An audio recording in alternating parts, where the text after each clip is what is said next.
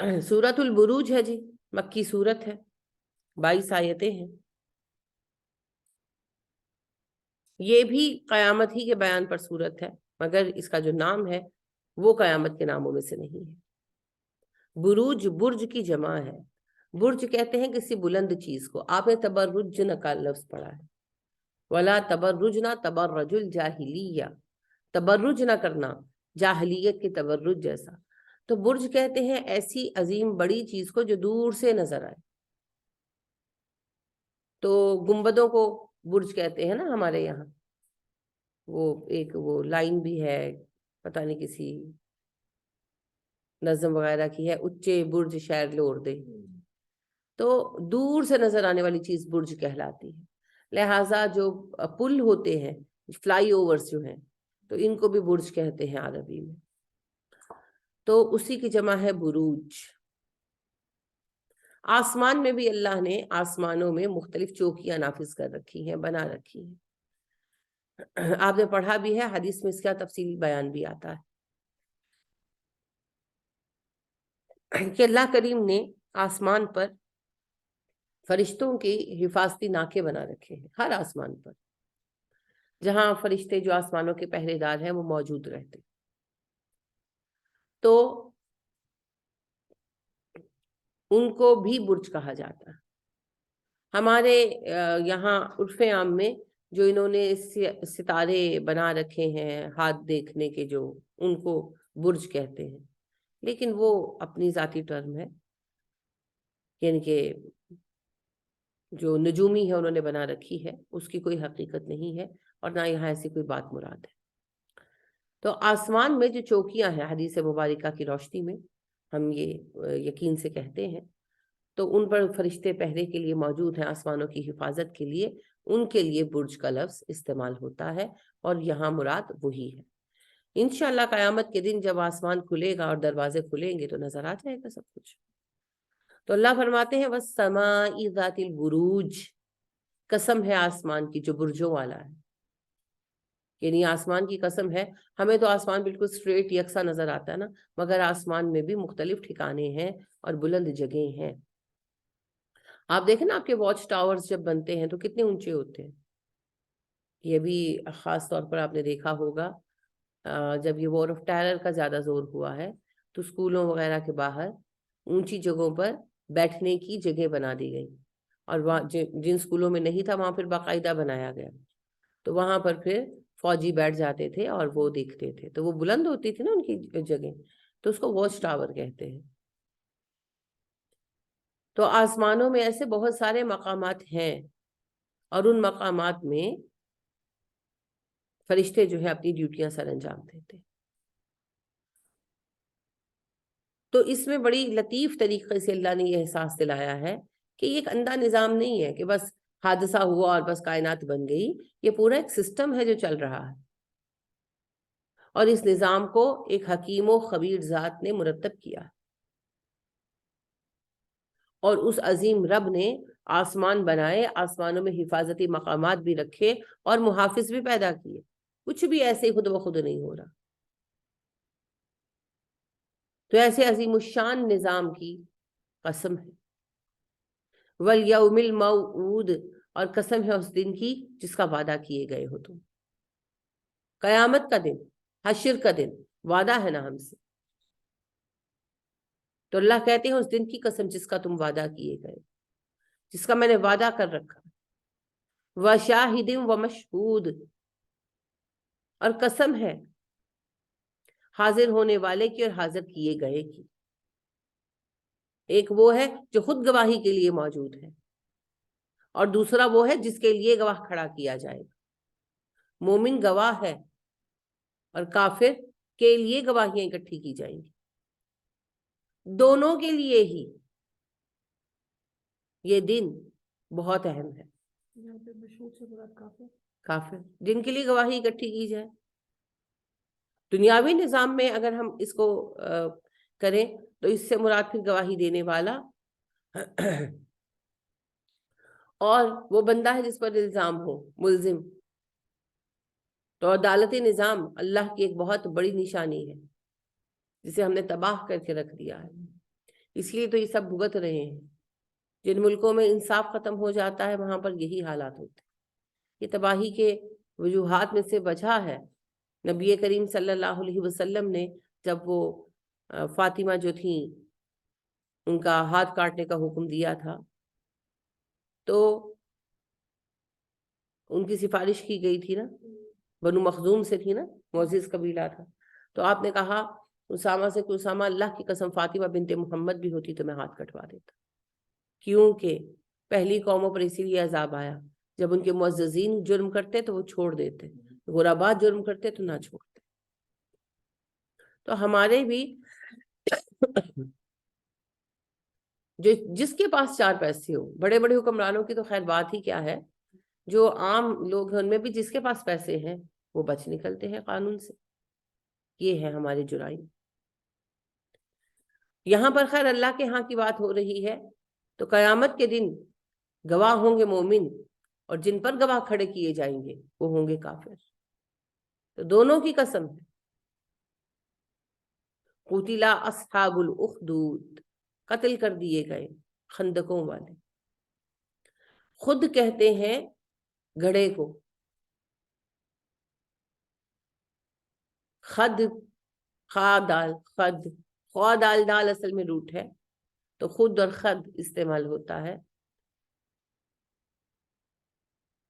گال میں بھی جو گڑا پڑتا ہے ڈمپل، اس کو بھی خد کہتے ہیں. مٹی کے گھڑے کو کہتے ہیں، کسی بھی گھڑے کو کہتے ہیں. گڑا نہیں، گڑھا. ہاں، کھدی ہوئی جگہ. تو اسی لیے جو گال کا ڈمپل ہے نا اس کو بھی خد کہتے ہیں. خال و خد کا لفظ شاید آپ نے پڑھا ہوگا. خال و خد، خال کہتے ہیں نقش کو اور خد کہتے ہیں گڑے کو، کہ نقوش اور ڈمپلز. ذرا یہ شاعری میں ہی زیادہ تر یوز ہوتا ہے کیونکہ اردو معلیٰ ہے، عربی ہے نا اردو معلیٰ ہے، تو عربی میں بھی استعمال ہوتا ہے ڈمپل کے لیے بھی، اور جو کھڈا کھودتے ہیں اس کے لیے. اس کی جمع ہے اخدود. خد سے جو ہوتی ہے نا خود، وہ پھر خندق ہوتی ہے، بڑا بڑا گڑھا، اس کی پھر جمع ہو گئی اخدود. خندقوں والے مار ڈالے گئے، ہلاک ہو گئے، برباد ہو گئے. الناری، ایک آگ تھی، ذات الوقود، ایندھن والی. اذ ہم، اس وقت جب وہ، علیہا، اس پر، قعود، بیٹھے ہوئے تھے. قادہ سے ہے جو اب نماز میں آخر میں بیٹھتے ہیں پڑھتے ہیں، بیٹھنے کو کہتے ہیں. مقعد بیٹھنے کو کہتے ہیں. قعود بیٹھے ہوئے تھے. وہم، اور وہ، علی، اوپر، ما، جو، یفعلون، وہ کر رہے تھے، بالمؤمنین، مومنوں کے ساتھ، شہود، گواہ تھے. مومنوں کے ساتھ جو سلوک وہ کر رہے تھے اس پر وہ خود گواہ تھے. وما نقموا، نہیں انہوں نے انتقام لیا، منہم، مومنوں سے، اللہ، مگر اس بات کا، ان یؤمنوا باللہ، کہ وہ ایمان لائے اللہ پر، العزیز الحمید، جو بہت غالب ہے، بہت تعریف والا. انہوں نے مومنوں سے اس بات کے انتقام لیا کہ وہ اللہ پر ایمان لائے جو غالب ہے اور قابل تعریف ہے. یہ ایک اہم واقعہ تھا جی جو گزرا تھا. یہی وہ واقعات تھے جن کی وجہ سے اہل عرب نفرت بھی کرتے تھے عیسائیوں سے. ان کی بنتی نہیں تھی نا، یہود سے بنتی تھی، عیسائیوں سے نہیں بنتی تھی. تو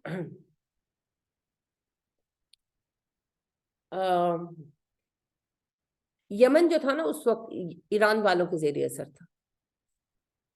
جب عیسیٰ علیہ السلام تشریف لائے ہیں دنیا میں اور انہوں نے تبلیغ کی ہے، تو اس وقت یمن کا علاقہ جو تھا وہ ایرانیوں کے ہاتھ میں تھا. ایرانی آتش پرست تھے. پھر عیسیٰ علیہ السلام کا واقعہ پورا ہوا، اللہ نے انہیں آسمان پر اٹھا لیا، اور جو صحابہ تھی عیسیٰ علیہ السلام کے، انہوں نے اسلام کی تبلیغ شروع کی. اسلام کی تبلیغ چل رہی تھی اور اسے روک نہیں پا رہے تھے جو ہیں یہود. رومن امپائر اس وقت یہود کے ہاتھ میں تھی تو وہ اس کو روک نہیں پا رہے تھے. لہٰذا نتیجہ یہ نکلا کہ انہوں نے پھر اس کو روکنے کے لیے پالازم کو جنم دیا، اور پالازم ہی پھر جو ہے عیسائیت سمجھی جانے لگی.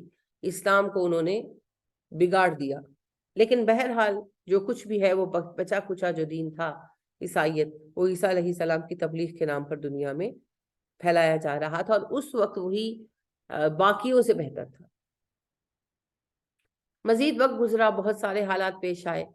اس دوران میں رومن امپائر بھی عیسائی ہو گئی، یعنی بادشاہ عیسائی ہو گیا، اور اس طرح اس وقت عیسائیوں کو بہت دھاڑس ملی. یمن میں کچھ لوگوں نے اسلام قبول کر لیا، یعنی کہ عیسیٰ علیہ السلام پر ایمان لے آئے، اور یہ ایک بڑی تعداد بن گئی. تو جو حاکم تھا وہاں کا، آتش پرست تھا، ایرانی تھا، اس نے حکم جاری کیا کہ کوئی ایمان نہیں لائے گا، اگر ایمان لائے گا تو ہم اسے سزا دیں گے. تو جو ایمان لائے انہوں نے بات نہیں مانی، اور لوگ ایمان لائے، اور لوگ ایمان لائے، تو سب کو قید کر لیا گیا، جن کی تعداد کئی ہزار بتائی جاتی ہے، ایگزیکٹ تعداد تو کہیں موجود نہیں ہے. بہرحال کئی بہت سارے لوگ تھے، ان کو تشدد کیا گیا، مارا پیٹا گیا، قید میں رکھا گیا، کسی نے ایمان نہیں چھوڑا. تو اس بدبخت بادشاہ کو، حاکم کو یمن کے، پتہ نہیں کس نے مشورہ دیا ہوگا، اس نے خندقیں کھدوائیں، بڑے بڑے گڑھے کھدوائے، ان میں آگ جلوائی، اور پھر وہاں پر پورا ارینجمنٹ کیا گیا کہ ان کے بادشاہ اور اس کے جو ہے وزیر شزیر سب کے سٹنگ ارینجمنٹ کیے گئے، اور جو ہے لائے گئے مسلمان، اور یہ کہا ان سے آفر رکھی گئی کہ یا تو تم لوگ دین چھوڑ دو، تو یا پھر ہم تمہیں آگ میں ڈال دیں گے. تو سارے لوگ آگ میں ڈالے گئے اور زندہ جلا دیے گئے. اللہ سبحانہ و تعالیٰ نے اس کا بدلہ اس طرح لیا کہ روم کا بادشاہ اس وقت تک عیسائیت قبول کر چکا تھا، تو اس نے پھر حبشہ ان کے زیر اثر تھا، حبشہ والے بھی اس وقت تک عیسائیت قبول کر چکے تھے، تو اس نے پھر حبشہ کے حاکم کو لکھا حکم کہ یمن پر حملہ کیا جائے. تو حبشہ والوں نے حملہ کیا اور یمن کو فتح کر لیا، اور ان لوگوں کو تباہ و برباد کر دیا. یہ تو دنیاوی سزا تھی، اصل سزا تو اللہ دیں گے، کیونکہ اللہ کہہ رہے ہیں قتل اصحاب الاخدود، تباہ ہو گئے خندقوں والے. کون؟ مومن نہیں، وہ تو تباہ نہیں ہوئے نا، وہ تو شہید ہو گئے. مومنوں کو مار ڈالنے والے جنہوں نے یہ پورا نظارہ کریٹ کیا، یعنی اب ظلم اور نفرت کی انتہا ہی دیکھتے ہیں نا، کہ انہوں نے خندقیں کھدوائیں، ان میں آگ جلوائی، خود بیٹھ گئے وہاں پر. کوئی بہت پرلطف نظارہ تھا. یمن کا جو بادشاہ تھا یہ مسلمان سے عیسائیت جی، بازان نام تھا. ویسے جس وقت نبی کریم صلی اللہ علیہ وسلم کا زمانہ تھا تو یہ پھر ایرانیوں کے ہاتھ میں جا چکا تھا یمن جو ہے. تو وہاں پر جو گورنر تھا وہ عیسائیوں ایرانیوں کی طرف سے مقرر کیا گیا تھا. حضرت بازان تھے، حضرت بازان رضی اللہ تعالیٰ عنہ پھر مسلمان ہو گئے تھے.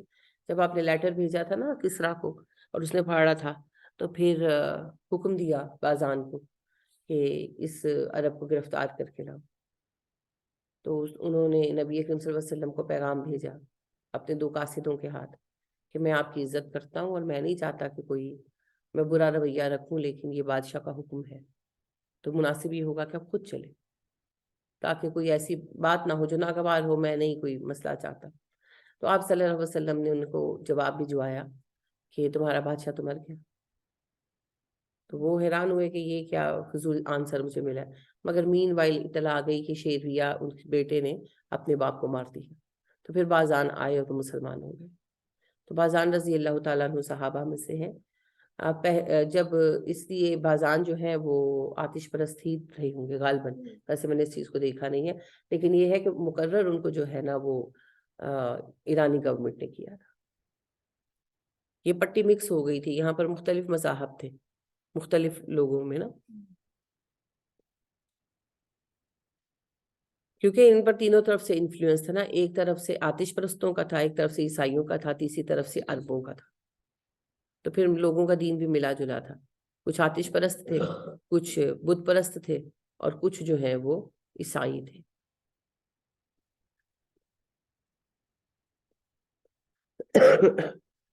تو انہوں نے ظالموں نے خندقیں کھدوائیں، آگ جلوائی، تیاری کروائی، اور پھر وہاں پر باقاعدہ چیئرز لگوائیں اور بیٹھ کر منظر دیکھنے کے لیے تشریف لائے.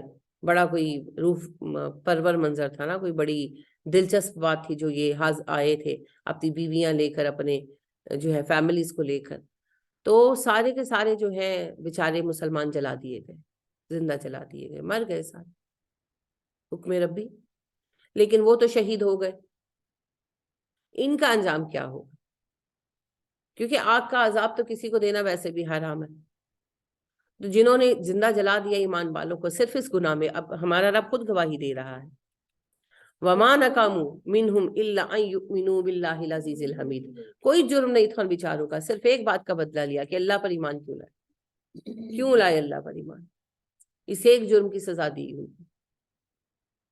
تو پھر انہوں نے تو ان کو دنیا کی آگ میں جلا کر مار ڈالا، لیکن جہنم کی آگ نہ تو موت دے گی اور نہ زندہ چھوڑے گی. لا تبکی ولا تذر، یہ پھر اس کے لیے تیار رہے. لہٰذا یہی فرق ہے، یہ بہت بڑا فرق ہے. قتل تو ہوئے مظلوم مسلمان، مگر وہ ظالم جنہوں نے ان کو مار ڈالا اور بیٹھ کر تماشا دیکھ کر اٹھ کر گھر چلے گئے، اللہ ان کے لیے کہہ رہے ہیں قتل اصحاب الاخدود، یہ جنہوں نے قتل کیا، یہ سارا پلان کیا، وہ برباد ہو گئے، وہ مارے گئے. مومنین تو کامیاب ہو گئے، انہوں نے تو اپنی منزل پا لی، اب ان کے لیے آگے کوئی خطرہ نہیں، یہ برباد ہو. تو ہمیں بھی اپنی سوچ بدلنی ہوگی. کامیابی اور ناکامی کے پیمانے وہ نہیں ہیں جنہیں ہم سمجھتے ہیں پیمانے. تو اللہ سبحانہ و تعالی ہمیں کامیاب لوگوں میں شامل فرمائے، لیکن اس کے لیے کام تو ہمیں ہی کرنا ہوگا نا. اللہ فرماتے ہیں الذی، وہ جو لہو، اسی کے لیے ہے، ملک السماوات والارض، بادشاہت آسمان و زمین کی. اس رب پر ایمان لانے کی سزا دی انہوں نے جس کی ملکیت ہے آسمان و زمین، جو ساری کائنات کا رب ہے. اس رب پر ایمان لانے کے لیے اس قدر دشمنی پیدا کرتے ہیں یہ. واللہ علی کل شیء شہید، اللہ ہر بات پر گواہ ہے. یہ بہت بڑی بات ہے جی. ایک مومن کے لیے اس سے بڑی کوئی حوصلہ افزا بات نہیں.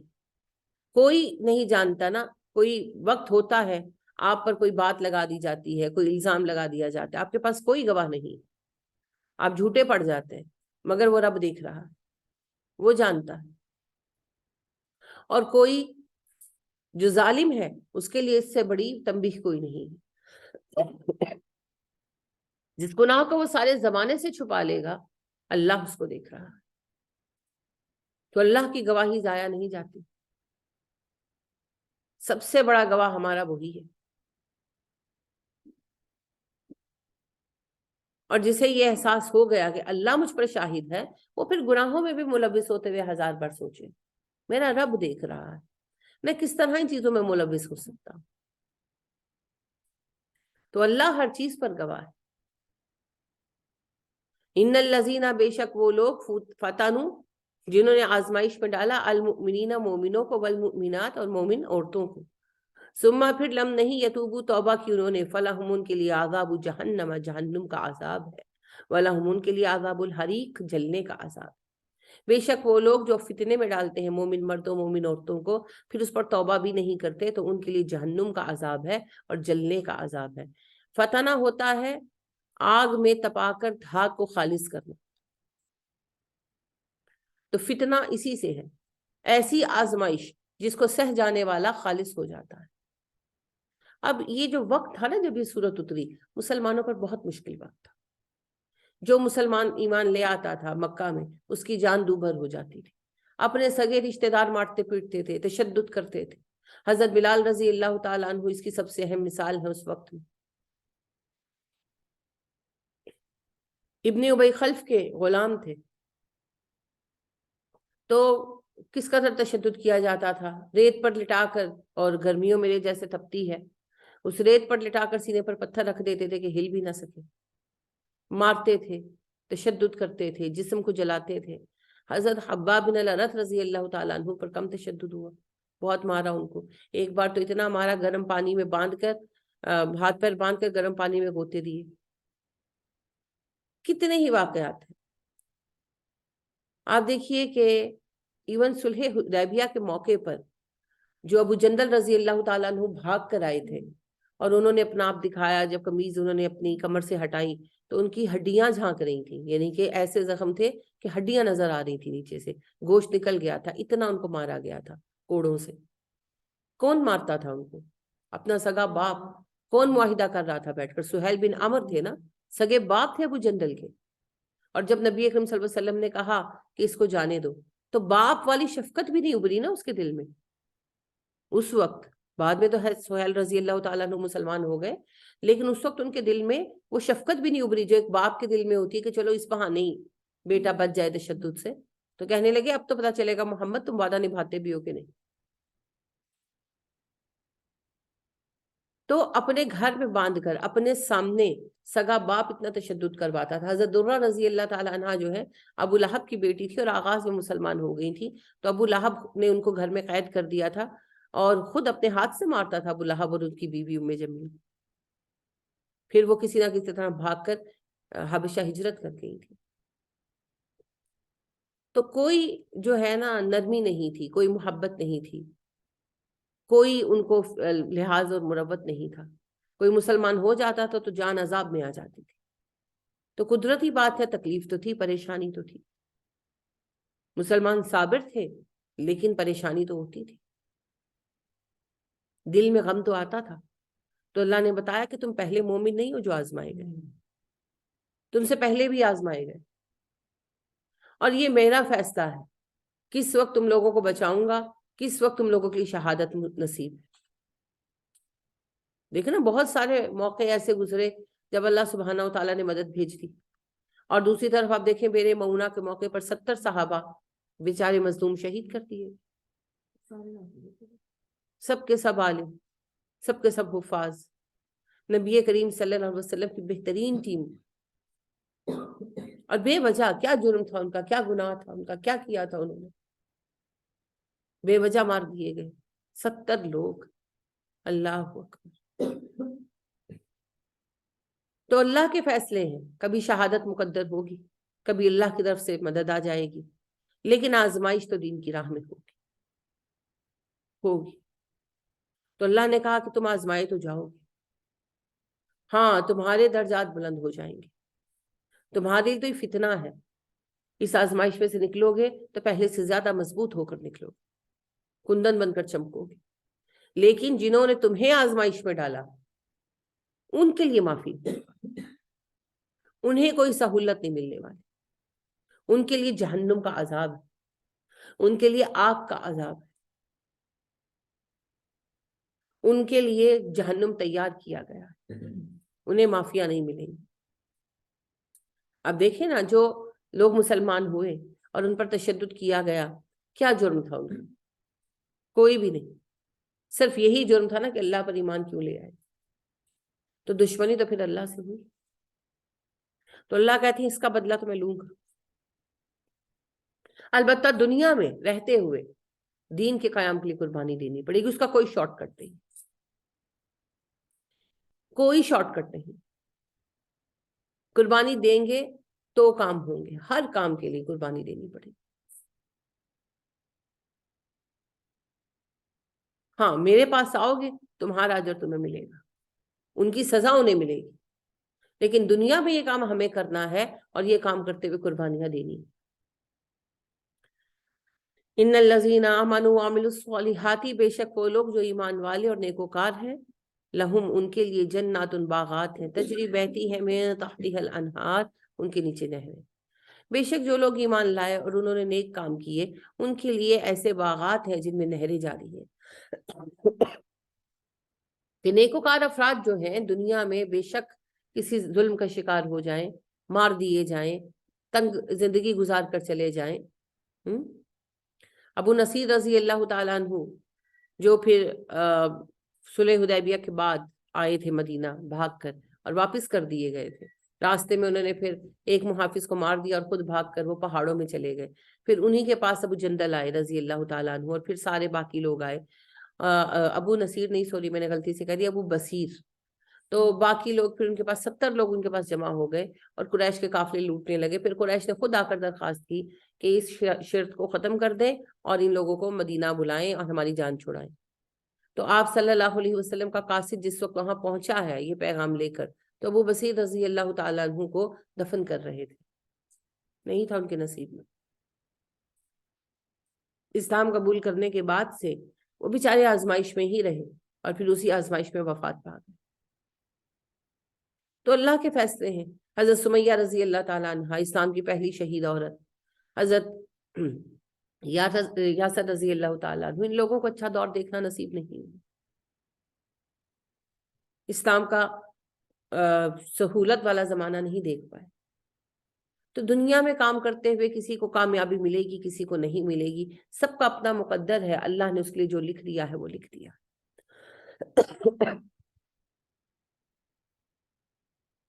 البتہ مومنین جو ہیں، صالح بندے جو ہیں اللہ کے، جنتیں ہیں ان کی۔ دنیا میں کسی کو کامیابی ملے گی، کسی کو نہیں، کسی کو سہولت ملے گی، کسی کو نہیں۔ ذالک الفوز الکبیر، یہ کامیابی بہت بڑی، یہ بڑی کامیابی کیا جی؟ جنت کا حصول۔ ان بے شک بطشا، پکڑ ربی کا، آپ کے رب کی، لشدید، بہت بڑی، بے شک آپ کے رب کی پکڑ سب سے بڑی۔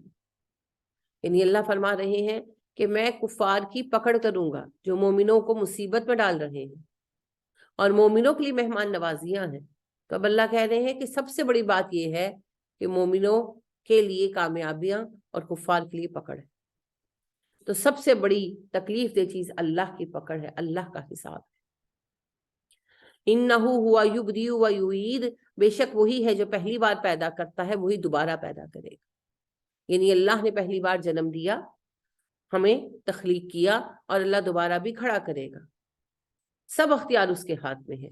وَهُوَ الْغَفُورُ الْوَدُودُ، وہ بہت بخش دینے والا ہے، بہت محبت کرنے والا۔ بنیادی طور پر اللہ انسانوں کو بخش دیتا ہے، پیار کرتا ہے۔ ذو العرش المجید، بڑی بزرگی والے عرش کا مالک ہے اللہ، بڑی بزرگی والے عرش کا مالک ہے۔ اللہ کا اپنا تخت بھی اس سے مراد ہے، اور حکومت بھی مراد ہے، کیونکہ تخت حکومت کی علامت ہے نا۔ تو اللہ کی حکومت بہت عظمت والی، بہت شان والی۔ تو اللہ بہت عظیم ہے جی، اللہ کی عظمت کو ہم تصور نہیں کر سکتے۔ اللہ کا کن جو ہے وہ فیکون، اور اللہ سبحانہ و تعالیٰ کے حکم کے سامنے کسی کا حکم نہیں چلتا۔ وہ رب تنہا ہی کافی ہے ہمارے کاموں کے، ہمیں کسی اور کی ضرورت نہیں۔ اللہ کی عظمت کی سمجھ نہ ہونے کی وجہ سے ہم شرک میں مبتلا ہوتے ہیں۔ تو اللہ سبحانہ و تعالیٰ کی عظمت ہمارے تصور سے بھی بڑھ کر اور بہت باہر۔ فعال لما یرید، وہ کرتا ہے جو کرنا چاہتا ہے۔ فعال کا جو صیغہ ہے اس میں شدت اور مضبوطی پائی جاتی ہے، وہ کر کے چھوڑتا ہے، جو اس نے طے کر لیا ہے وہ کر کے چھوڑتا ہے، وہ ہو کے رہتا ہے، کوئی اس کے فیصلے کو بدلنے والا نہیں۔ تو اللہ کا کہا پورا ہو کر رہے گا جی، چاہے کسی کو پسند آئے یا نہ آئے۔ اسی لیے اللہ کی تقدیر کو، اللہ کے فیصلے کو مان لینا چاہیے۔ حل کیا عطا کا آئی آپ کے پاس حدیث خبر الجنود، لشکروں کی؟ کیا آپ کے پاس لشکروں کی خبر نہیں آئی؟ یعنی آپ نے پہلی قوموں کی کہانیاں نہیں سنی، ان کے واقعات نہیں سنے؟ فرعون، قوم فرعون بڑی طاقتور تھی، بڑے لشکر تھے ان کے، بڑے گروہ تھے، کہاں گئے؟ صرف ایک فرعون کی بات نہیں ہے، پوری قوم تھی نا، کتنی عظیم تہذیب ہے ان کی۔ آج بھی آپ دیکھتے ہیں دنیا کے عجوبوں میں سے ایک عجوبہ ہے اہرام مصر، آج تک یہ مسائل حل نہیں ہو سکے کہ اہرام مصر کیسے بنے، کس طرح بنائے گئے، کیا ہوا، ٹیکنالوجی کیا تھی، طریقہ کیا تھا۔ تو اتنے ترقی یافتہ تھے تو بنا گئے نا یہ سب کچھ۔ یہ تو بکواس باتیں کہ جادو سے بن گئے، جادو سے دنیا میں کچھ نہیں ہو سکتا جی۔ سائنس تھی، ٹیکنالوجی تھی ان کے پاس بھی، جس کے ذریعے انہوں نے ایسی عظیم الشان عمارتیں تعمیر کی۔ تو سوچے کہ وہ قوم جو اپنے مقبرے ایسے بنا رہے تھے، اپنی رہائش کیسے رکھتے ہوں گے، کیسے عظیم الشان حکومتیں ہوں گی ان کی، لیکن آج ان کے آثار تک باقی نہیں رہے۔ وَثَمُودَ، اور قوم سمود، قوم سمود کے آثار بھی آج تک موجود ہیں۔ بَلِ الَّذِينَ كَفَرُوا فِي تَكْذِيبٍ، بلکہ وہ جنہوں نے کفر کیا اور جھٹلانے میں لگے رہے۔ یعنی اللہ فرما رہے ہیں کہ کئی قومیں گزری ہیں، اور یہ جو قومیں ہیں انہوں نے کفر کا ارتکاب کیا اور اللہ کے دین کا انکار کرتے رہے، جھٹلاتے رہے۔ وَاللَّهُ مِن وَرَائِهِمْ مُحِيطٌ، اللہ ان کے پیچھے سے انہیں گھیرے ہوئے ہیں۔ یعنی کہ وہ قومیں جو انکار کا ارتکاب کر رہی تھیں، کفر کر رہی تھیں، ان کو یہ لگ رہا تھا کہ ہم تو بہت ہی طاقتور ہیں، ہمارا کوئی کیا بگاڑ سکتا ہے، مگر اللہ ان کے ورا آگے بھی ہوتا ہے، ورا پیچھے بھی ہوتا ہے۔ تو لہٰذا مطلب یہ ہے کہ اللہ ان کو گھیرے میں لیے ہوئے تھا، اللہ کے بس میں ہے. طاقت آ جاتی تو لگتا ایسے ہے کہ ہم پتہ نہیں کیا ہو گئے ہیں. ایک فسانہ ہے، میں نے شاید پہلے بھی آپ کو کبھی سنایا ہوگا، مثالی افسانہ ہے، پتھر کا بندر. تو اس میں مصنفہ جو ہے وہ لکھتی ہیں کہ جو ہے دیوتا انہوں نے اپنی دل لگی کے لیے ایک بندر بنایا، پتھر سے ایک بندر پیدا کیا اور بندر میں جان ڈال دی. تو وہ بندر آسمان سے چھلانگ لگاتا اور زمین پر آ جاتا اور زمین سے آسمان تک چلا جاتا. اس سے اتنا طاقت سیکھ لی اور وہ پھر کہنے لگا کہ مجھے آسمان و زمین کی حکومت دے دی جائے. تو اب وہ ہینڈل نہیں ہو رہا تھا دیوتاؤں سے، تو انہوں نے پھر رب کریم سے گزارش کی کہ اب اس کو ہینڈل کریں، ہم سے تو غلطی ہو گئی، یہ تو بہت تنگ کر رہا ہے. تو جو ہے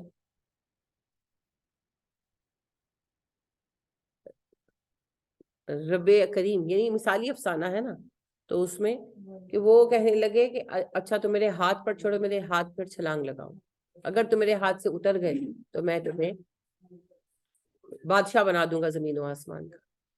تو بندر نے چھلانگ لگائی اور اڑتا گیا اور اڑتا گیا اور اڑتا گیا، یہاں تک کہ اینڈ آ گیا کائنات کا. تو اس نے دیکھا وہاں پر 5 ستون ہے سرخ رنگ کی. اس نے ایک ستون پر اپنا نام لکھا اور پھر اڑا اڑا اڑا اور واپس آیا. تو ابھی وہ واپس آ رہا تھا تو اسے آواز سنائی دی رب کی کہ کب چھلانگ لگاؤ گے پتھر کے بندر. تو وہ پتھر کا بندر جو ہے کہنے غصے میں آ گیا، کہنے لگا میں تو دنیا کا اینڈ گھوم کر آ گیا ہوں، جہاں کائنات اینڈ ہو رہی ہے وہاں تک ہو کر آ گیا، وہاں میں نے ایک ستون پر اپنا نام بھی لکھا. تو اسے جواب دیا رب کریم نے کہ اچھا وہ یہی تو نہیں ہے. وہ ہاتھ پہ کھڑا، ہتھیلی پہ کھڑا تھا، تو وہ اپنی درمیان کی انگلی ہلا کے کہنے لگے وہ ستون یہی تو نہیں ہے. تو اس نے دیکھا کہ وہ تو اس ہاتھ کی انگلی ہے. تو اصل میں یہ ایک مثالی افسانہ ہے کہ انسان نے اتنی ترقی کر لی اور انسان یہ سمجھتا ہے کہ سائنس میں یاد تھا کہ میں تو پتہ نہیں ساری دنیا کنٹرول کر سکتا ہوں. حقیقت یہ ہے کہ انسان اللہ کے ایک ہاتھ سے نکل نہیں سکتا. یہ صرف کہنے کی باتیں ہیں، تو حقیقت واقعتاً یہی ہے. ابھی یہی دیکھ لیں، کرونا کا ابھی تک کوئی حل دریافت ہو سکا، ہم نکل سکے اس مسئلے سے. یہ صرف ہماری بے وقوفیاں ہیں جو ہمیں لگتا ہے کہ ہم تو پتہ نہیں کیا ہو گئے ہیں، ہم نے یہ کر لیا، ہم نے وہ مارکا مار لیا، ہم نے فلانا کر لیا. اتنی عظیم کائنات کے اندر یہ جو چند چیزیں ہمارے ہاتھ آئی ہیں، یہ بھی کوئی ہمارا کارنامہ نہیں ہے، یہ اللہ سبحانہ و تعالیٰ کی مدد ہے. وہ جو پینسلین کے دریافت کرنے والے تھے سائنٹسٹ مشہور ہیں، اب دیکھیں نام ذہن میں اٹک گیا، تو اتفاقاً جو ہے نہیں، انہوں نے تو بجلی کا بلب بنایا تھا ایڈیسن نے، مشہور ہیں، بڑا اچھا نام ہے ان کا. تو وہ اتفاق ہی تھا، وہ ایک ایکسپیریمنٹ کر رہے تھے اور اس کا جو مواد تھا، میٹر تھا، وہ انہوں نے مائکروسکوپ کے اس پر چھوڑ دیا. تو رات کو چھوڑ گئے، صبح فردر کام کرنا، تو آئے تو انہوں نے دیکھا کہ اس کے اندر جو جراثیم تھے وہ مرے ہوئے. تو وہ حیران ہوئے کہ یہ کس طرح ہو گیا. تو وہ پھر پتا چلا کہ اس پر پھپھوندی اللی، وہ اس کا ٹکڑا گرا، اس کی وجہ سے ہوا. وہ وہاں سے پینسلین جو ہے دریافت ہوئی. تو ان کو جب اس کا، کیونکہ سیکنڈ ورلڈ وار میں بہت جانیں گئی تھی، مسئلہ یہ تھا کہ خون کسی کو چوٹ لگتی تھی نا تو وہ انفیکشن نہیں روک پاتے تھے، تو انفیکشن کی وجہ سے لوگ مرتے تھے.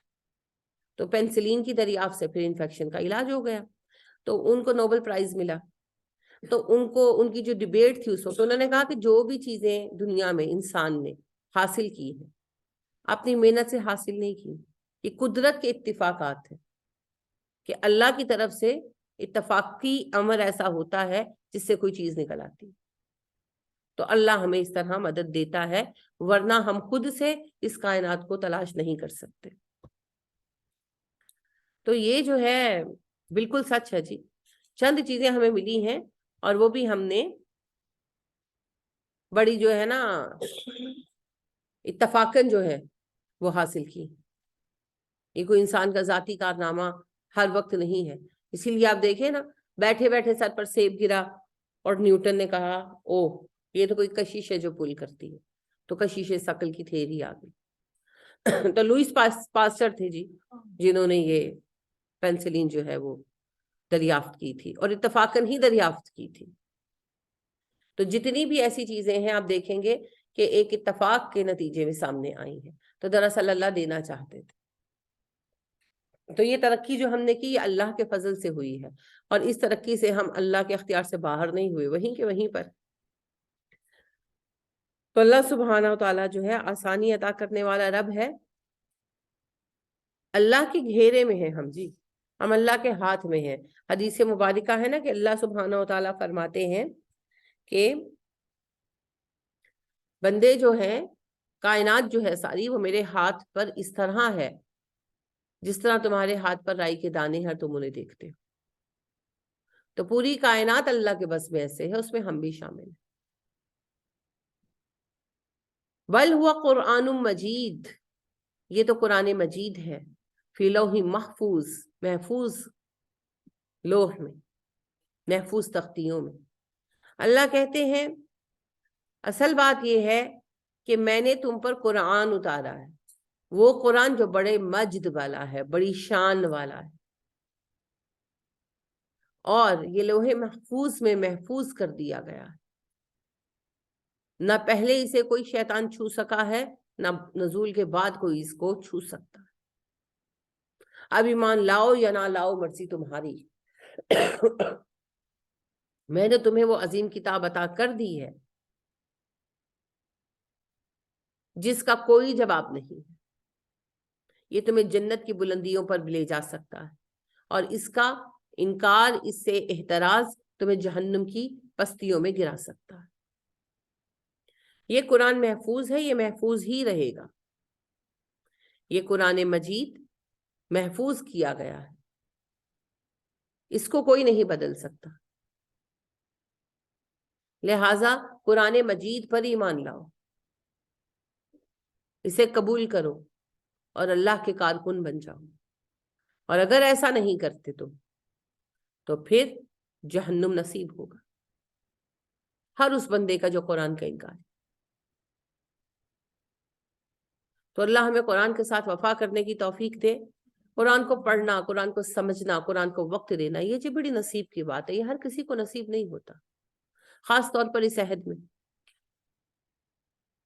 تو بڑی خوش نصیبی کی بات ہے کہ اس گئے گزرے دور میں بھی ہم قرآن کو کچھ وقت دے رہے ہیں، اتنا تو نہیں دے رہے جتنا دینا چاہیے، مگر کچھ وقت دے رہے ہیں۔ تو شاید یہی ہماری بخشش کا باعث بن جائے۔ اللہ رب کریم ہمیں اس میں خالص کر دے، اللہ ہمیں اس میں آسانیاں عطا کر دے، اور ہمارے دائرہ کار کو بڑھا دے۔ جو کچھ اللہ کی طرف سے اور اللہ ہی کی طرف سے ہونے والا ہے، اللہ آسانیاں عطا کرے۔ ہماری بہن سمیہ جو وفات پا گئی ہیں، اللہ ان کی مغفرت کرے، ان کے گھر والوں کو صبر عطا کرے، اور ان کی اگلی منزلیں آسان کرے۔ دعا کیجیے گا ان کے لیے، آج عصر کے بعد ان کی تدفین ہے، خصوصیت سے عصر کے بعد دعا کیجیے گا، اللہ ان کے لیے آسانی کا معاملہ فرمائے۔ بہت عرصے سے بیمار تھی، بہت تکلیف کاٹی انہوں نے، اللہ ان کی تکالیف کو ان کے بلندی درجات کا سبب بنا دے۔ آمین ثم آمین۔ ہمارے جو ایک دو ساتھی بیمار ہیں، اللہ پاک انہیں شفا دے اور ان کے علاج کے معاملات میں آسانی کرے۔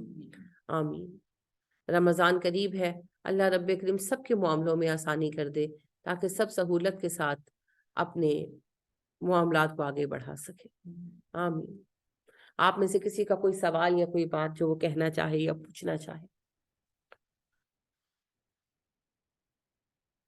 سبحانک اللہم و بحمدک ونشہد ان لا الہ الا انت ونستغفرک ونتوب الیک۔ السلام علیکم ورحمۃ اللہ وبرکاتہ۔